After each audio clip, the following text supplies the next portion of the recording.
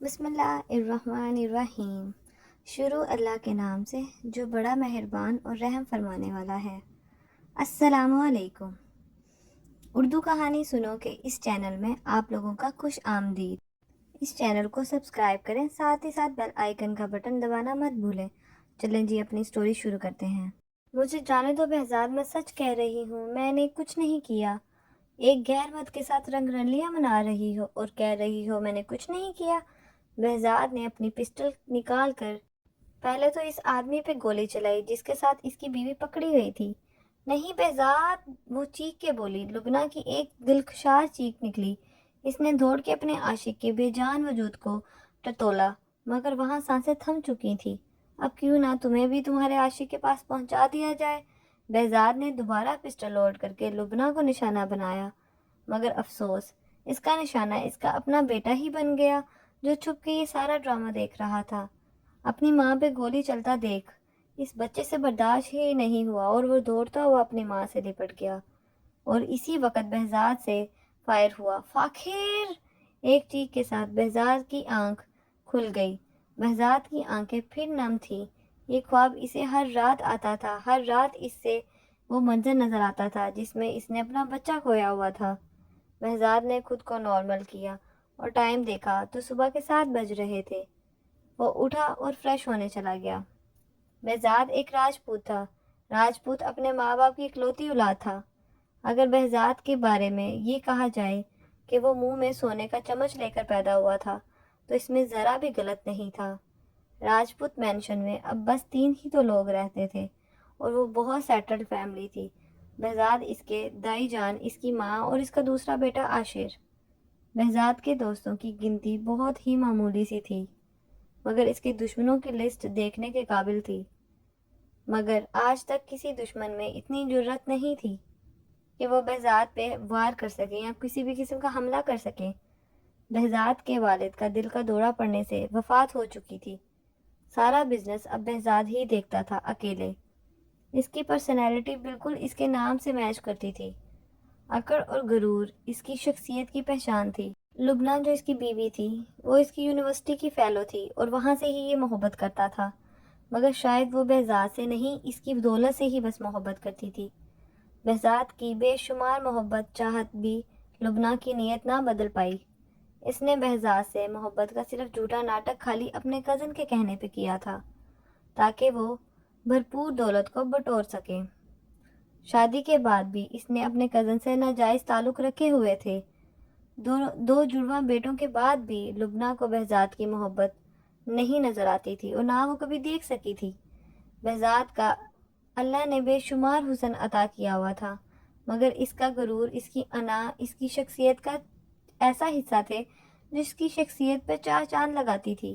ایسا بہزاد کو لگتا تھا صرف۔ بازل اللہ کے واسطے مجھے معاف کر دو، قسم سے یہ میں نے نہیں کیا۔ ہنزا نے اپنی شیطانی مسکراہٹ چھپاتے ہوئے کہا۔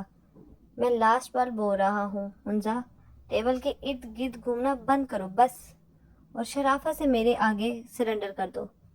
یہ بول کے بازل نے ایک بار پھر سے اسے ٹیبل کے بائیں کی طرف سے پکڑنا چاہا، مگر ہنزا دائیں طرف ہی مڑ گئی تھی۔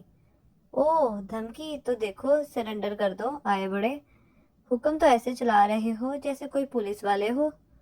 سرنڈر از مائی فٹ۔ اگر میرے ہاتھ آ گئی نا ہنزا، یقین مانو میں نے وہ حال کرنا ہے نا تو تم سوچ بھی نہیں سکتی، اور پھر تم سوچو تمہارا حال ہوگا کیا۔ ایک سڑے ہوئے بوس پرفیوم کے پیچھے تم میرے ساتھ اپنے تعلقات خراب کر رہے ہو؟ کیا ہو گیا ہے؟ یہ ہے تمہاری دوستی میرے ساتھ؟ ہنزا نے یہ کہہ کر اپنے کمرے کی طرف تیزی سے دوڑ لگا دی۔ سڑا ہوا پرفیوم؟ جاہل لڑکی، پہلے سے منگوایا تھا میں نے، اور تم نے اسے اپنے واش روم میں آرام سے چھڑک دیا۔ پاگل ہو گئی ہو؟ ہنزا، جو کہ فل اسپیڈ میں بھاگ رہی تھی، اپنے کمرے کی طرف جا رہی تھی، اپنے آپ کو جاہل کہنے پہ صدمے میں چلی گئی تھی اور وہیں رک کے اپنی پاکٹ میں سے کانچ کی گولیاں نکالنے لگی تھی، اور بازل کے راستے میں اس نے پھینک کے دوبارہ بھاگی اور پھر سے فل اسپیڈ میں اپنے کمرے کی طرف بھاگی۔ بازل جو اندھا دھن اس کے پیچھے بھاگ رہا تھا، بیچارہ گولیاں نہ دیکھ سکا اور سیدھا پھسلتا ہوا بابر صاحب سے ٹکرا گیا۔ کیونکہ وہ بہت سپیڈ میں بھاگ رہا تھا۔ بابر صاحب جو اپنے کمرے سے کسی کے فون پہ بات کرتے ہوئے اپنے کمرے سے نکل رہے تھے، ساتھ فون بھی کان پہ لگایا ہوا تھا۔ ہاتھ میں ان کا چائے کا مگ تھا۔ بازل کے ٹکرانے پہ ان کا موبائل ہاتھ سے چھوٹ کے نیچے زمین پہ گر گیا تھا اور چائے ان کے کپڑوں پہ۔ جہاں یہ منظر دیکھ کے حنزہ کا ہاتھ ایک دم اپنے منہ پہ آ گیا۔ او مائی گوڈ، یہ کیا ہو گیا؟ وہی آگے کا سوچ کہ بازل نے بھی اپنی آنکھیں بند کر لی تھی۔ کوئی پاک سمجھا ہوا ہے؟ کیا یہ گھر ہے آپ لوگوں کا؟ بابر صاحب کی گرجدار آواز ہال میں گونجی۔ اتنے بڑے ہو گئے ہو، تمیز کا چھو کے بھی نہیں گزری آپ دونوں کو۔ تمہیں جب دیکھو تب بچے بنے رہتے ہو، چھوٹے بچے ہو کیا؟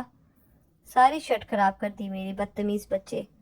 موبائل تو جو ٹوٹا وہ الگ، مجھے تو لگتا آگے اس دنیا میں تم صرف میرا نقصان کرنے ہی آئے ہو Basil. I am so sorry dad, وہ غلطی سے، sorry I am so sorry, Basil نے شرمندگی سے کہا۔ نفسیہ، بابر صاحب نے غصے میں اپنی بیوی کا نام پکارا۔ جی، وہ بھاگتی ہوئی کچن میں کام کرتی نفسیہ بیگم کسی جن کی طرح بابر صاحب کے سامنے حاضر ہو گئی فوراً سے۔ دوسری شرٹ نکال کے دو مجھے، جلدی کرو، یہ بول کر بابر صاحب اپنے کمرے کی طرف بڑھے۔ نفسیہ بیگم نے ایک شکایتی نگاہ بازل پہ ڈالی اور دیکھا کہ یہ کتنا بدتمیز ہو گیا ہے تو وہ اور شرمندہ ہوا، جو کہ آلریڈی پہلے ہی بہت شرمندہ تھا اپنے ڈیڈی کے ساتھ یہ حرکت کر کے۔ چودھری مینشن میں 2 فیملیاں رہتی تھی۔ یہ سب سے پہلی بابر کی فیملی، جن کا ایک ہی بیٹا تھا بازل اور ایک ہی بیٹی تھی تمنا، جو شادی کر کے دبئی میں سیٹل ہو چکی تھی۔ بابر صاحب کے غصے سے گھر کا ہر فرد ڈرتا تھا، کیونکہ وہ بہت غصے والے تھے، یہاں تک کہ ان کا چھوٹا بھائی بھی ان سے ڈرتا تھا۔ دوسری فیملی تھی فہیم صاحب کی، جو کہ ان کا چھوٹا بھائی تھا، جن کی ایک ہی بیٹی تھی حنزہ، جو ڈاکٹر بن رہی تھی۔ بابر اور کہیم صاحب کپڑے کے بہت بڑے تاجر تھے، دولت کی ریل پیل تھی ان کے گھر میں، لیکن مگر وہ سادہ سے لوگ تھے، وہ اتنے شو شاہ والے لوگ نہیں تھے۔ بس اکثر اس کے گھر میں خاموشی کا راج ہوتا تھا، خاص کر جب بازل اور حنزہ یونیورسٹی گئے ہوتے تھے۔ نفسیہ بیگم اور ہاجرہ بیگم، جو دونوں جٹھانیاں اور دیورانیاں تھیں، دونوں کچن کا کام خود سنبھالتی تھی، نوکروں پہ نہیں چھوڑا ہوا تھا۔ یہ ان کی ساس کا بھی آرڈر تھا اور بابر صاحب کا بھی۔ نفسیہ بیگم کی ایک ہی بہن تھی جو پنڈی میں تھی۔ ہاجرہ بیگم اپنے والدین کی اکلوتی تھی، جو ان کی چھوٹی دیورانی ہے۔ پچھلے 15 منٹ سے نماز میں دل لگانے کی کوشش کر رہی تھی، مگر ہمیشہ اس کا دھیان بٹ رہا تھا، اور وجہ تھی لانج میں چلتا تیز آواز میں میوزک، اور عطرت کی اچھی طرح جانتی تھی کہ یہ حرکت کس کی ہے، کیونکہ اسے پتا تھا جیسے تیسے عطرت نے نماز ختم ہی کی اور لانچ میں پہنچ کے ساؤنڈ سسٹم کا وائر کھینچ کے پلگ سے نکالا اور وہ مارا۔ صنم جو اپنے ہاتھوں کے ناخنوں کو نیل پینٹ سے رنگ رہی تھی، میوزک آف ہوتے ہی اس نے نگاہ اٹھائی تو سامنے غصے سے لبریز چہرہ لیے عطرت کو کھڑا پایا اور وہ ڈر گئی۔ میوزک کیوں بند کیا آپی؟ کیوں بند کیا آپ نے؟ آپ کو نہیں نظر آ رہا میں سن رہی ہوں؟ صنم نے ساؤنڈ سسٹم کا وائر دوبارہ لگانا چاہا تو عطرت نے صنم کا بازو پکڑ کے اسے دباتے ہوئے غصے سے کہا، کچھ تو تمیز اور تہذیب سیکھ لو، کچھ شرم کر لو، کچھ حیا سیکھ لو۔ تمہیں کچھ شرم ہے کہ نہیں؟ بالکل بھی نہیں ہے، تمہارے اندر ختم ہو گئی ہے۔ ابھی عصر کی اذان ہوئے 2 سیکنڈ ہوئے تھے اور تم نے اتنی تیز آواز میں گانے سن رہی ہو، شرم آتی ہے تمہیں کہ نہیں؟ جانتے ہوئے بھی کہ اس گھر میں دادی اور میں نماز پڑھتے ہیں، تم لوگوں کو تو نماز پڑھنی نہیں، تم لوگوں کو تو شرم ہے نہیں، تو میں کیا کروں؟ آپ یہ دادی، اور اگر آپ نماز پڑھتی ہیں تو اپنے لیے پڑھتی ہیں نا آپ ہی، میرے لیے تو نہیں پڑھتی۔ ذرا سا چھٹی کے دن اگر میں سکون سے گزارنا چاہوں، نہ عطرت آپ ہی آپ کو نہ تو یہ بات ہضم ہوتی ہے اور نہ ہی میرا سکون ہضم ہوتا ہے آپ کو۔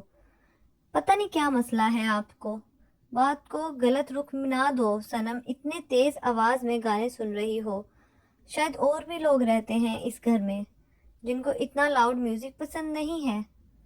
پسند نہیں تو کان میں روئی ڈال لیں، مجھے نہیں پتا، لگا کر بیٹھا کریں، خاص کر جب میں گھر میں ہوں۔ صنم نے غصے میں اپنی بڑی بہن عطرت سے ہاتھ چھڑواتے ہوئے کہا۔ یہ کس انداز میں بات کر رہی ہو عطرت سے؟ بڑے چھوٹے کا لحاظ ہی بھول گئی ہو کیا؟ شاہ جہان بیگم کی آواز لانچ میں گونجی۔ آپ آپی کو کچھ نہیں بولو گی؟ شرم نہیں آتی؟ تم سے بڑی ہے تمہاری بہن، اس نے ایسا کچھ نہیں کیا جو میں اسے کچھ بولوں۔ غلطی تمہاری ہے جو اتنی تیز آواز میں گانے سن رہی ہو، یہ جاننے کے باوجود کہ اذان کے فوراً بعد تمہاری آپی، تمہاری دادی نماز پڑھتی ہیں، اور تمہیں بھی پڑھنی چاہیے۔ تمہیں شرم تو آتی نہیں ہے اور اوپر سے گانے لگا کے بیٹھی ہو۔ خود تو تمہیں نماز کا کوئی ہوش نہیں ہے۔ مجھے میری قبر میں جانا ہے ماما، آپ میری بخشش کروانے کے لیے نہیں آئیں گی وہاں پہ۔ صنم کا لہجہ سرد ہونے لگا، اور صنم ہے بھی چھوٹی تھی۔ صنم شاہ جہان بیگم کی آواز ایک بار پھر لانچ میں گونجی، جو کہ اپنی بیٹی کو غصے میں دیکھ رہی تھی اور گھور رہی تھی۔ تم بہت ہی زیادہ بدتمیز ہو رہی ہو، ایسا نہ ہو کہ تمہاری لگامیں میں کھینچنے پڑ جائیں مجھے۔ کیا کریں گی؟ پاکٹ منی بند کر دیں گی؟ کھانا نہیں دیں گی؟ سنم چپ ہو جاؤ پلیز۔ اچھا چلو میں تمہیں سوری بولتی ہوں۔ اطرت نے جب معاملہ بگڑتا دیکھا تو خود جھک گئی، کیونکہ وہ بڑی بھی تھی اور رسپیکٹ بھی دیتی تھی۔ آپ کو تو کام ہی یہی ہے، پہلے تماشا لگاتی ہیں پھر آ جاتی ہیں رش کم کرنے۔ ایک بار اور اگر تم نے اطرت سے بدتمیزی کی تو صنم، مجھ سے برا کوئی ہوگا نہیں، اس کی مما نے بولا۔ آپ سے برا کوئی ہے بھی نہیں مما۔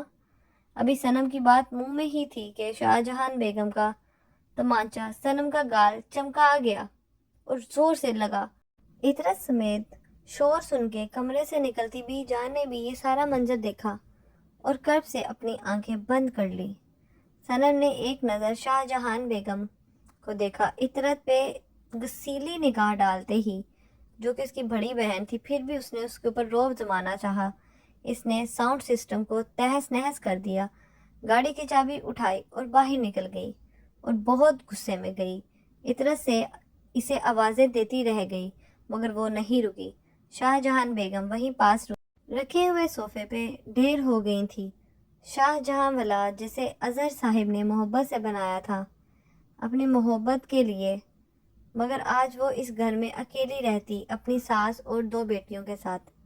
اظہر صاحب کا کاروبار بڑا وسیع تھا جسے سنبھالنے کے لیے انہیں ایک بیٹا چاہیے تھا، مگر دوسری بار بیٹی پیدا ہونے پہ اظہر صاحب کو تشویش ہونے لگی کہ کہیں وہ بنا وارث کے نہ مر جائے، کیونکہ صنم کے پیدا ہونے کے بعد ڈاکٹر نے اظہر صاحب کو بتا دیا تھا کہ اب ان کی وائف دوبارہ ماں نہیں بن سکتی، کیونکہ ان کو بہت ساری کمپلیکیشنز تھی اور اگر وہ ماں بنتی تو وہ مر جاتی۔ ایک بیٹا کے لیے انہوں نے دوسری شادی کر لی تھی۔ انہوں نے شاہ جہان بیگم کو بہت سمجھایا، مگر انہوں نے یہ کہہ کر اظہر صاحب سے اپنے راستے الگ کر لیے تھے کہ وہ محبت میں بٹوارا برداشت نہیں کر سکتی۔ آج بھی اظہر صاحب کے نام پہ بیٹھی ہیں، مگر اپنے شوہر کو دیکھے آج ان کو 22 سال ہو گئے تھے۔ اظہر صاحب نے کئی بار شاہ جہاں کی مدد کرنی چاہی تھی، لیکن انہیں کہا اس کی دولت یہ میری بیٹیوں کا بھی حق ہے، مگر انہیں جب اظہر صاحب سے ہر تعلق توڑ دیا ہوا تھا کیونکہ وہ اپنی محبت میں کسی اور کو برداشت نہیں کر سکتی تھی، تو ان کی جائیداد میں سے ایک پیسہ بھی نہیں لیا سوائے اس گھر کے جہاں وہ اپنی ساس کے ساتھ اپنی خواہش پہ رہ رہی تھی۔ وہ اس شرط پہ قطع کبھی اظہر سے اس گھر میں نہیں آئیں گی۔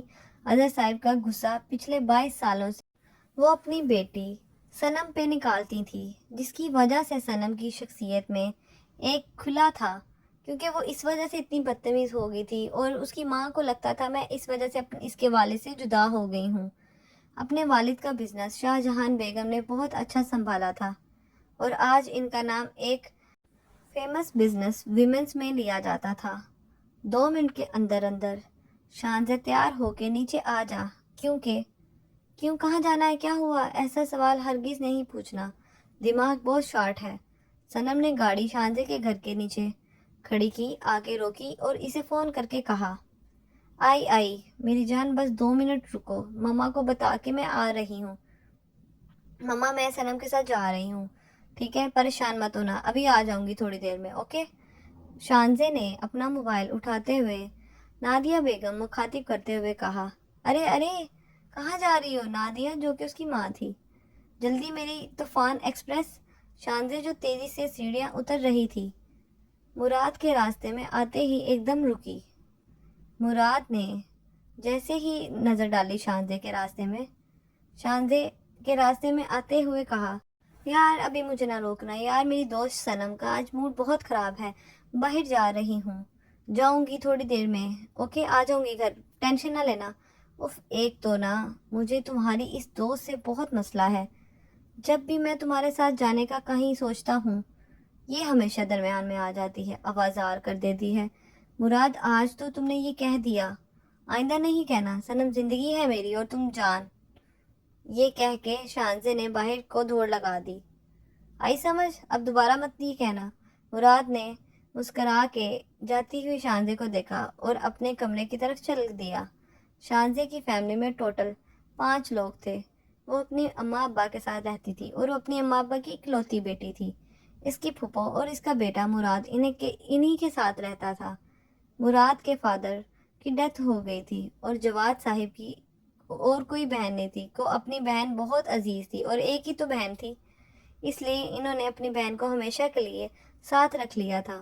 شانزے اور صنم اسکول کے ٹائم کے سے بہت اچھی دوستیں تھیں اور دوسری وجہ ان کی دوستی کی تھی ان کا ڈانس۔ بہت سارے کمپٹیشنز جو کہ یہ دونوں ایک ساتھ جیت چکی تھیں، بہت انہوں نے پریکٹس کی تھی، وہ بہت بیسٹ فرینڈس تھی ایک دوسرے کی، 2 جسم ایک جان والا سین تھا ان دونوں کا۔ جواد صاحب نے تو یہ مڈل کلاس تھے اور نہ ان کا شمار امیروں میں ہوتا تھا، ایک ملٹی نیشنل کمپنی میں وہ مینیجر تھے اور اب مراد کو بھی وہ اسی کمپنی میں لگوانے کا ارادہ رکھتے تھے۔ مگر صنم تجھے اچھا لگے یا برا، غلطی تیری ہے۔ صنم نے گھور کے شانزے کو دیکھا تو اس نے کندھے اچکا دیے۔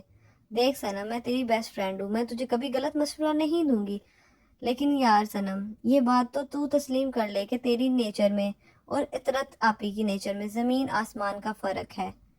آنٹی نے تم لوگوں کو، گھر کو، بزنس کو، پھر بھی تمہاری دادی کو کس طرح سنبھال رکھا ہے، پھر بھی تم ان کی قدر نہیں کرتی۔ اکیلی ماں تمہارا سب کچھ سنبھال رہی ہے، بزنس تمہیں سب کو تمہارے سامنے ہی تو ہے۔ ٹھیک ہے، اگر تو ان کی توقعات پہ پوری نہیں اترنا نہیں چاہتی تو ان کو جلانا، ان کو غصہ دلانا بھی تو چھوڑ دو نا یار۔ شانزے کی باتیں کافی حد تک صحیح تھی، جو اس کی دوست صنم، وہ گردن جھکا کے شانزے کی ساری باتیں چپ چاپ سنتی رہی اور چپ کر کے سن رہی تھی، اور یہ بات شانزے کو صنم کی پسند تھی کہ جب اسے کچھ سمجھاؤ تو وہ سمجھ جاتی تھی۔ اب بتاؤ، گھر چھوڑ رہی ہو یا مجھے؟ کیوں، کلب نہیں چلے گی تو میرے ساتھ؟ آج نہیں صنم یار، آج میں مما کو تھوڑی دیر کا بول کر آئی ہوں، بس نا یار اس ہفتہ پکا چلوں گی، ٹھیک ہے، پکا پکا۔ چل ٹھیک ہے یار پھر۔ وہاج بیٹا تمہاری چھٹیاں کب پڑیں گی؟ ندا بیگم نے کمرے میں آ کے یونیفارم پہنتے ہوئے اپنے فوجی بیٹے سے پوچھا۔ کیوں مما، آپ کو کہیں جانا ہے؟ کیوں، کیا ہوا ہے؟ وہاج نے جوتے پہنتے ہوئے پوچھا۔ ہاں میں نے سوچ رہی اپنی آپا کے پاس کراچی جانے کا، تو آپ میرا انتظار مت کریں، تقریباً 10-15 دن لگ جائیں گے مجھے ابھی چھٹیاں ہونے میں، تو تھوڑا ٹائم ہے، نہیں جاؤں گی تو اب تمہارے ساتھ ہی جاؤں گی۔ آپا بھی تو بول رہی تھی کہ وہاج کو لے کے آنا لازم، جب سے اس نے ایئر فورس جوائن کی ہے اس کی شکل دیکھنے کے لیے سب ترس گئے ہیں، پوری فیملی ترس گئی ہے، تمہاری آپا تم سے کتنا پیار کرتی ہیں تمہیں پتہ ہے نا۔ اس بار ایک اور کام بھی تو ہے نا مجھے کراچی میں۔ وہاج نے بنا کر اپنی ماں کی طرف دیکھا۔ میری شادی کا مت سوچیے گا مما پلیز، وہاج 28 کے ہو گئے ہو، اکلوتی اولاد ہو میری، کیا چاہتے ہو؟ اپنے بیٹے کی خوشیاں دیکھے بغیر اس دنیا سے چلی جاؤں، یہی چاہتے ہو تم؟ بتاؤ مجھے۔ یہ بول کے ندا بیگم کی آنکھیں بھر آئیں۔ اوہو مما کیا ہو گیا، اچھا نا، ڈھونڈ لیے گا میرے لیے لڑکی، خوش، اوکے اب سکون؟ سچ کہہ رہے ہو نا، بعد میں مکرو گے تو نہیں نا؟ میری پیاری امی جان، مکروں گا نہیں۔ چلیں اب جائیں اور جا کے جلدی سے ناشتہ لگائیں، مجھے لیٹ ہو رہا ہے، مجھے بھوک بھی بہت تیز لگی ہے، جلدی جلدی جائیں نا۔ ہاں ہاں میں تم آ جاؤ فٹافٹ، میں تمہارا ناشتہ لگا رہی ہوں، ماسی سے کہہ کے ناشتہ لگواتی ہوں ابھی کے ابھی۔ ندا بیگم کے جاتے ہی وہاج کے کچھ دیر پہلے مسکراتے لب ایک دم سکڑے۔ اچانک کوئی چہرہ چھن کر کے اس کے سامنے آیا، دل کے کسی کونے نے گواہی دی، وہاج مان کیوں نہیں لیتے، آج بھی تم اس سے محبت کرتے ہو۔ نہیں کرتا، وہ بے وفا ہے۔ نہیں، میں بالکل محبت نہیں کرتا۔ دل کی گواہی کو روند کے وہاج ناشتہ کرنے نیچے چلا گیا تیار ہو کے۔ بلاج بیٹا، یہ سائم نہیں ہے آیا ابھی تک ناشتہ کرنے؟ رخسانہ بیگم نے اپنے بیٹے کو مخاطب کر کے کہا، آپ کو یاد نہیں کل سنڈے تھا تو آپ کا لاڈلا پوتا پوری رات بس اپنی دوستوں میں ہی تھا، رات دیر تک واپس آیا ہے۔ ہاں تو پورا ہفتہ تمہارے ساتھ آفس میں کام بھی تو کرتا ہے نا یار، اگر 2 دن اسے مل جاتے ہیں انجوائے کرنے کے تو اس میں بھی کیا حرج ہے، اس میں تو تمہیں اعتراض نہیں ہونا چاہیے۔ بلاج صاحبہ نے ایک طنزیہ مسکراتے ہوئے اور ساتھ ساتھ چائے کا گھونٹ لیتے ہوئے یہ کہا، نہیں ماں، آپ کی کسی بات پہ مجھے کیا اعتراض ہونا ہے، آپ کا بیٹا جو مرضی کرے، میں نے سالوں پہلے چھوڑ دیا ہوا ہے آپ پہ۔ بلاج کی اس بات پہ رخسانہ بیگم کا دل کٹ کے رہ گیا۔ بلاج، اب تو معاف کر دو اپنی ماں کو، اب تو اتنے سال ہو گئے ہیں اس بات کو، پلیز معاف کر دو یار۔ نہیں ماں، آپ کا حق ہے مجھ پہ، ایسا مت کہیں، بس آپ کے ساتھ میں کچھ بھی غلط نہیں کرنا چاہتا، مجھ پہ کسی اور کا حق بھی تھا ماں، جو آپ نے زبردستی کسی اور کو دلوا دیا ہے۔ ناصرہ کو مرے ہوئے آج پورے 10 سال ہو گئے ہیں، وہاج آج بھی تم اس کی بات پہ ناراض ہو کہ میں نے تمہاری مرضی جانے بغیر تمہاری شادی زبردستی اپنی بھانجی کے ساتھ کر دی تھی، ابھی بھی تمہارے دل میں یہی بات ہے، بتاؤ مجھے۔ نہیں ماں، ناراضگی کا لفظ اب بہت دھندلا پڑ گیا ہے، میں ایسی بات نہیں کرنا چاہتا۔ آپ نے کسی کو صرف ایک محبت کرنے کی سزا دی۔ ماں، اپنی زبان کے پیچھے، ناصرہ میری بیوی تھی، مجھے پتہ ہے اسے مرے ہوئے 10 سال ہو گئے ہیں، مگر ماں وہ بھی میری بیوی تھی، جسے دیکھے دیکھے مجھے 20 سال ہو گئے ہیں، مجھے تو یہ بھی نہیں پتا کہ وہ زندہ ہے یا مر گئی، بس یہی دعا ہے مرنے سے پہلے ایک بار اسے دیکھ لوں کسی طریقے سے، اچانک ہی صحیح وہ کہیں سے میرے سامنے آ جائے تو اس سے میں معافی مانگ لوں، کیونکہ اس نے وہ ہجر کاٹا ہے ماں جس کی وہ حقدار نہیں تھی، میں اس کو یہ نہیں دینا چاہتا تھا، وہ یہ ڈیزرو نہیں کرتی تھی، اس نے نہیں، آپ کے بیٹے نے اسے پسند کیا تھا، آئی سمجھ؟ اس نے مجھے نہیں پسند کیا تھا، آپ کی قسم ماں، مجھ سے یہ میرے جینے کی وجہ چھین لی، آج اگر میں زندہ ہوں تو صرف سائم کے لیے، آپ کے لیے، اب اس کے بعد دوبارہ میرے ماضی کو مت خریدنا ماں، پلیز۔ ضروری نہیں ہے ماں کی جو ظاہری زخم ہو وہی خریدنے بے تکلیف کا باعث بنتے ہیں، کچھ اندرونی زخم ایسے بھی ہوتے ہیں ماں جو ہرگز ہر دن کے ساتھ ساتھ گزرتے دن کے ساتھ ساتھ خود بخود ہرے ہو جاتے ہیں۔ یہ بول کے بلال صاحب رکے نہیں، چلے گئے۔ رخسانہ بیگم کے پاس اب صرف پچھتاوے کے علاوہ کچھ نہیں تھا۔ بلاج مینشن میں کل 5 لوگ رہتے تھے، بلال صاحب اور ان کی بہو یعنی ناصرہ اب اس دنیا میں نہیں تھے۔ بلاج کسی مینشن کی طرح دن رات کام کرتے تھے، نہ جانے وہ کس کے بھاگ دوڑ میں لگے ہوئے تھے۔ ان کا ایک ہی تو بیٹا تھا سائم، جو انہیں عزیز تھا، جس کی خاطر وہ جی رہے تھے۔ وہاج صاحب کی ایک ہی تو بہن تھی جو لندن میں اپنے اپنے شوہر کے ساتھ رہتی تھی اور ہر سال پاکستان آتی تھی۔ نہیں سر، ابھی تک اس کا کچھ پتہ نہیں چلا۔ بہزاد کا مینیجر اس کے سامنے گردن جھکا کے کھڑا تھا۔ زمین کھا گئی یا آسمان نکل گیا؟ بہزاد نے ہاتھ میں پکڑا کافی کا کپ دیوار پہ دے مارا تھا۔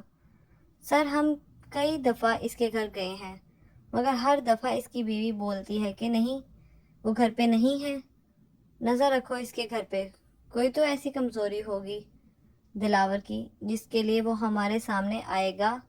جی سر، اوکے، ایسے ہی ہوگا۔ جواد صاحب آ گئے ہو تو انہیں میرے کیبن میں بھیجو، جلدی جاؤ۔ جی سر، اوکے۔ بہزاد فائنل دیکھنے میں مصروف تھا جب جواد صاحب کیبن میں آئے۔ جی سر، آپ نے بلایا مجھے؟ ہاں جواد صاحب، وہ آپ نے اپنے بھتیجے کی بات کی تھی نا، میری ایک کولیگ کی کمپنی میں ویکینسی ہے، کل آپ اسے وہاں بھیج دیجئے گا، انشاءاللہ کام بن جائے گا، دیکھنا۔ شکریہ سر، آپ کا بہت بہت شکریہ۔ کوئی بات نہیں جواد صاحب، آپ ہمارے اتنے پرانے ایماندار امپلائی ہیں، اتنا تو میں کر ہی سکتا ہوں آپ کے لیے، اتنا تو آپ ڈیزرو کرتے ہیں۔ مس لیلی، آپ نے فائنل سائن نہیں کروائی ابھی تک سر بہار سے؟ سر وہ ابھی میٹنگ میں ہیں۔ مس لیلی، جو کہ ایک ہوٹ سی نازک سی لڑکی تھی جسے سائم نے اپنی پرسنل سیکرٹری کے طور پر ہائر کیا ہوا تھا، اس کو خوبصورت اور ہوٹ گرلز بہت پسند تھی۔ سائم اپنے کالج کے زمانے سے ہی پلے بوائے ٹائپ لڑکا تھا اور اپنے کالج میں بھی پلے بوائے کے نام سے بہت مشہور تھا۔ ایسی کوئی لڑکی نہیں تھی جس پہ سائم بہاج نے اپنی پسند کی نگاہ نہ ڈالی ہو اور وہ اس کے جھانسے میں نہ پھنس جائے۔ اللہ نے شکل و صورت تو اتنی حسین دی ہی تھی کہ لڑکیاں ایک جھلک میں فدا ہو جاتی تھی سائم کو دیکھتے ہی، اوپر سے وہ اتنا دولت مند بھی تھا۔ سائم تو اب تک کافی لڑکیوں سے فلرٹ کر چکے تھے، نہ جانے کتنوں کا دل توڑ چکا تھا، مگر سائم پر تو کوئی فرق ہی نہیں پڑتا تھا۔ کون روئے، کون گئی، کون رکے، کس کا دل ٹوٹا، کوئی اس کو فرق نہیں پڑتا تھا، کیونکہ سائم کا ماننا تھا آج کے دور میں ایسی کوئی لڑکی نہیں جو دولت پہ نہیں مرتی۔ میٹنگ کا نام سنتے ہی سائم کا پلے بوائے والا روپ آن ہوا۔ مس لیلی، آج تو آپ کو کافی ہی ہاٹ لگ رہی ہیں۔ مس لیلی، جو آج خاص کر کے شارٹ شرٹ جس کا گلا کافی ڈیپ تھا، اس کے ساتھ تنگ کیپری پہن کر آئی تھی، سائم کی توجہ حاصل کرنے کے لیے، اور اس کی محنت رنگ لے آئی تھی، جو کہ اس نے آلریڈی اس کو اتنا نوٹ کر لیا تھا۔ شکریہ سر۔ سائم کی تعریف پہ للی شرمانے لگی۔ مگر کیا ہے نا للی، مجھے آپ دور سے ذرا کم ہاٹ لگ رہی ہیں، آپ ذرا قریب آئیں تو پتہ چلے آپ کتنی ہاٹ ہیں۔ فلرٹ کرتے ہوئے اس نے بولا۔ شاید للی سائم کے بولنے کا ہی ویٹ کر رہی تھی۔ سائم کے ایک دفعہ کے بلانے پہ ہی للی بھاگتی ہوئی سائم کی ران پہ جا کے بیٹھ گئی۔ آپ تو کافی ہاٹ ہیں مس للی، اور یہ ڈریس آپ پہ کافی سوٹ کر رہا ہے۔ سائم نے یہ بات بول کے مس للی کے چہرے کے بال کان کے پیچھے کرتے ہوئے کہا۔ اسے اندازہ نہیں ہوا کہ اس کا یہ رومانٹک سین کوئی بھی بہت غصے سے دیکھ رہا ہے۔ یہ بول کے سائم اس کے لبوں کو چپکنے ہی لگا تھا جب ایک دم کسی نے چیخ کے کہا، تو یہ تمہاری بہت اہم میٹنگ جس کی وجہ سے تم مجھے اگنور کر رہے ہو؟ سائم، جو اپنا کام پورا ہوتا دیکھ بہت خوش ہو رہا تھا، ایک دم کسی جانی پہچانی آواز پہ ایک دم ہڑبڑایا اور جلدی سے اٹھ گیا۔ اپنے سامنے اپنی پرانی گرل فرینڈ جس کی وہ اب اکتانے لگا تھا، جس سے اور اسے اکتانے کی وجہ تھی مدیحہ کا بار بار ایک ہی بات کرنا، بار بار شادی پہ اصرار کرنا۔ مدیحہ کو تیزی سے اپنی طرف بڑھتا دیکھ کے سائم نے تقریباً پھینکنے والے انداز میں للی کو اپنی گود سے نیچے اتارا، جو کہ دور اس کو ہٹایا۔ مدیحہ نے آگے بڑھ کے سائم کا گریبان پکڑ کے کہا، یو چیٹر، لائر، تم نے مجھے دھوکہ دیا، چھوڑوں گی نہیں تمہیں میں، یہ تم یاد رکھنا۔ یہ بول کے جیسے ہی مدیحہ نے سائم کے منہ پہ چماٹ مارنا چاہا، ویسے ہی سائم نے اس کا ہاتھ زور سے روک کے کہا، سوچنا بھی مت مدیحہ ڈارلنگ، ورنہ مجھے جانتی نہیں تم۔ ابھی تمہیں یاد ہے ہوٹل میرٹھ کے سویٹ روم میں گزارے ہمارے کچھ پیارے پل، جو پلوں کی ویڈیو ہے میرے پاس؟ تم جانتی نہیں ہو مجھے، جیسے لیک کرنے میں مجھے ذرا بھی افسوس نہیں ہوگا، اور تم مجھے کہہ رہی ہو دھوکے باز۔ سائم کے منہ سے سننے والی دھمکی سے مدیحہ کے چہرے پر گھبراہٹ کے آثار رونما ہونے لگے تھے۔ للی نے جب ان دونوں کے درمیان گہما گہمی ہوتی دیکھی تو وہ فوراً سے کیبن سے باہر چلی گئی کہ وہ کہیں وہی نہ پھنس جائے۔ تم میرے ساتھ ایسا نہیں کر سکتے سائم، میں تم سے محبت کرتی ہوں، اپنا سب کچھ تو تم پہ وار دیا ہے اور وار چکی ہوں، پلیز میرے ساتھ ایسا نہیں کرو، میں مر جاؤں گی۔ تمہیں کیوں احساس نہیں ہے تو تم نے مجھ سے کیوں ایسے پیار کے وعدے کیے؟ مدیحہ نے سائم کے بے حد قریب ہو کے اس کا چہرہ تھام کے کہا، بیبی، مجھ سے پہلے تم اپنا سب کسی اور پہ وار چکی ہو، اگر چاہو تو ساری کی ساری ڈیٹیلز دے سکتا ہوں۔ سائم نے انکشاف پہ مدیحہ کی ساری اکڑ خاک میں ملا دی۔ تم کس ٹائپ کی ہو مدیحہ بیبی؟ یہ تو میں اسی وقت سمجھ چکا تھا جب تم نے مجھ سے مہنگے مہنگے گفٹ مانگنا شروع کر دیے ہوئے تھے۔ तुम्हारी शराफत का अंदाज़ा यहाँ से ही लगा लिया मैंने कि अपने माँ बाप को झूठ बोल बोल कर गैर आदमी के साथ तुम होटल के कमरे में इतना अच्छा सा टाइम स्पेंड करने और उससे मज़े ले रही थी। शराफत और इज्जत तुम्हारी इसी में है कि चुपचाप मेरी ज़िंदगी से दफ़ा हो जाओ और यहाँ से चली जाओ। अगर ज़रा भी होशियारी की और ना साइम वहाज के साथ तो बस तुम यकीन मानो, इस शहर में सांस लेना भी मुश्किल कर दूंगा। तुम्हें पता नहीं है अभी मेरा कि मैं हूँ क्या। ओके। तुम्हारा मदीहा जो शेरनी की तरह ढारती हुई आई, भीगी बिल्ली की तरह चले गई थी। छोटी बेबी साईं। हाँ लाइबा बोलो। बीबी जी, वो हीर बेटी का रिजल्ट आ गया है, मगर वही है, रिजल्ट देखने की बजाय कमरे में अपने आप को बंद किया हुआ है सुबह से। लाइबा की बात पे खुशबू मुस्कुराई और कहा, जानती तो हो लाइबा, जब जब इसका रिजल्ट आता है वो ऐसा ही रिएक्ट करती है। तुम जाओ देखो खाना बनाना है या नहीं, मैं देखती हूँ इसे। ओके। खुशबू वासिक गांव के एक जमींदार की बेटी थी। माँ के गुजरने के बाद वासिक साहिब ने इसे अपनी माँ बाप दोनों ही बन के पाला था, मगर बाप का साया भी बड़ी जवानी में इसके सर से उठ गया। वो भी इस वक्त जिस वक्त इसे किसी अपने की बहुत साथ की ज़रूरत थी, और वो बहुत चाहती थी कि मेरे माँ बाप मेरे सर पे मौजूद हों। बाप के मरने के बाद इसने ही गांव का सारा निज़ाम संभाला हुआ था। हीर इसकी भांजी थी और सब के सब ये बोलते थे कि इसकी अच्छी पढ़ाई लिखाई के लिए खुशबू फ़िलहाल कराची में थी। लाइबा इनकी पुरानी मुलाजिम थी। तकरीबन सारे मुलाजिम ही इसके आहिस्ता आहिस्ता खुशबू का साथ छोड़ते जा रहे थे और चले गए थे अपने घरों को वापस, मगर लाइबा इसका शोहर दोनों ही हमेशा खुशबू के साथ थे। लाइबा का शोहर इस वक्त गांव में था। वहाँ की ज़मीनों की देखभाल इसके ज़िम्मे थी। एक तरीके से वो मुंशी का किरदार अदा कर रहा था और अच्छा खासा पैसा भी उसको मिल रहा था। 20 सालों से वो पूरी की पूरी ईमानदारी से खुशबू को एक एक पैसा वापस करता था और हर चीज़ का हिसाब देता था। पैसे की रेल पेल थी, मगर खुशबू को अब किसी चीज़ की लगन ही नहीं थी, क्योंकि वो हमेशा ही सादा ज़िंदगी गुजारती रहती और 38 साल के होने के बावजूद वो अब भी बहुत जवान लगती थी। लगता ही नहीं था वो कि 38 साल की है। और हीर को तो खुशबू ने ही पाला था, मगर हीर को इतनी इजाज़त नहीं थी कि वो अपने माँ बाप के बारे में कभी भी सवाल करे, क्योंकि खुशबू ने इसे ये बताया हुआ था कि इसके माँ बाप नहीं हैं, वो इसकी बस आनी है। कहाँ है माँ बाप, हैं या नहीं हैं, कभी भी उसने कोई सवाल नहीं किया था। नहीं, ऐसा कोई सवाल हीर खुशबू से कभी पूछती ही नहीं थी और ना ही पूछना चाहती थी। और शायद यही खुशबू चाहती थी कि हीर इससे कोई सवाल ना करे कभी भी उसके माँ बाप के बारे में। हीर, दरवाज़ा खोलो जान। खुशबू की आवाज़ सुन के हीर ने एक सेकंड की ताकीद किए बगैर दरवाज़ा खोल दिया। हीर को अल्लाह ने बेशुमार हुस्न दिया था। इसके गोल्डन बाल इसकी शख्सियत में चार चांद लगाते थे और वो बहुत दूध मलाई की तरह सोनी थी। शायद कभी इसकी माँ बाप ने इसका नाम हीर रखा था, क्योंकि वो हीरो जैसी ही प्यारी थी। खुशबू ने अंदर आके हीर को गले से लगाया और पूछा, क्या बात है हीर, कब से लाइबा आपका दरवाज़ा बजा रही थी? आप दरवाज़ा क्यों नहीं खोल रही थी? आज पक्का रिजल्ट था ना? क्या आया रिजल्ट, जल्दी से बताओ। चलो चलो शाबाश। खुशबू सवाल पे सवाल कर रही थी, मगर हीर तो सिर्फ खामोश थी। खुशबू को लगा शायद रिजल्ट अच्छा नहीं आया। अगर इस बार रिजल्ट अच्छा नहीं आया तो कोई बात नहीं मेरा बच्चा हीर। नहीं आनी, मैंने टॉप किया है, पूरे कॉलेज में टॉप किया है। खुशबू की खुशी की कोई इंतहा ही नहीं रही। तो फिर उदास क्यों हो मेरी जान?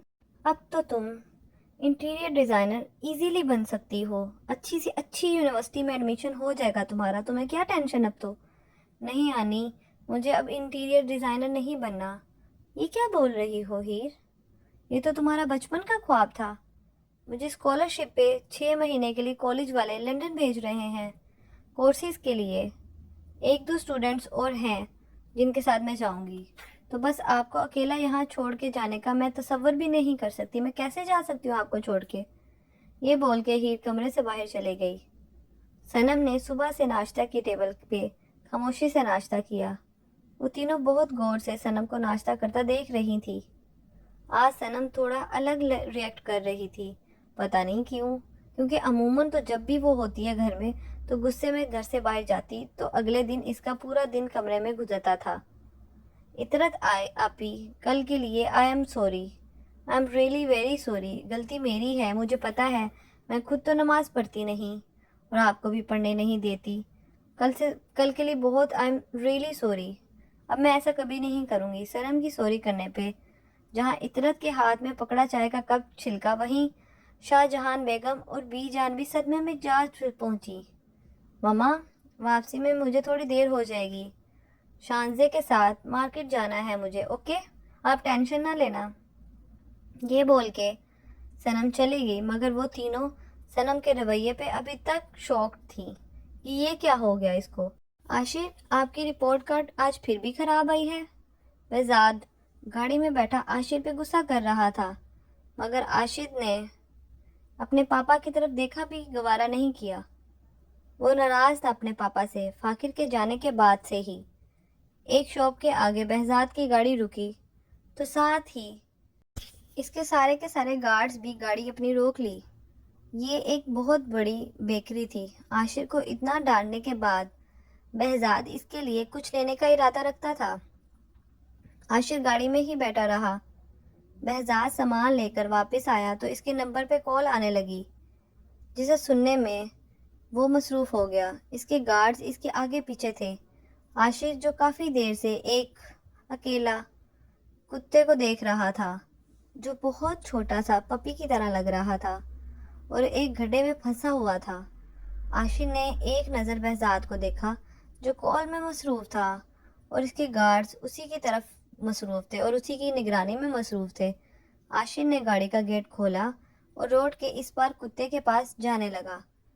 اف سنم، آج تو شانزی، یہ بول کے روڈ کراس کر ہی رہی تھی جبھی اس کی نظر عاشر پہ پڑی جو بنا دھیان دیے روڈ کراس کر رہا تھا اور اس بات سے بھی انجان تھا کہ شاید ایک ٹرک تیزی سے اسی کی طرف آ رہا تھا۔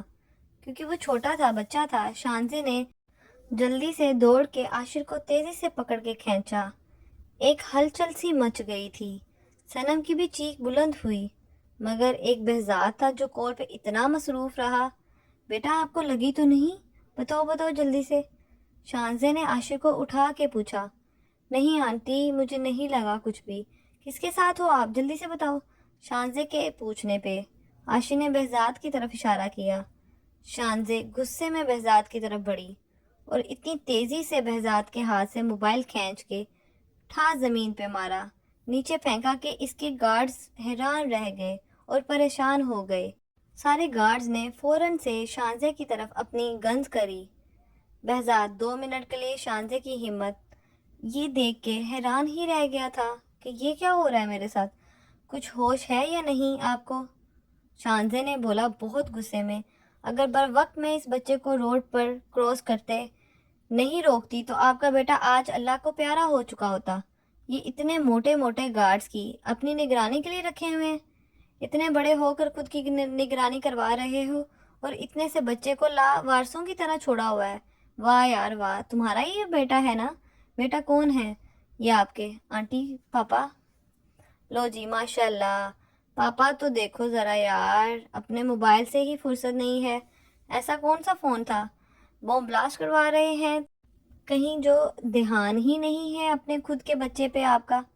گارڈز رکھے ہوئے اپنے حفاظت کے لیے، بچے کے لیے کچھ بھی نہیں۔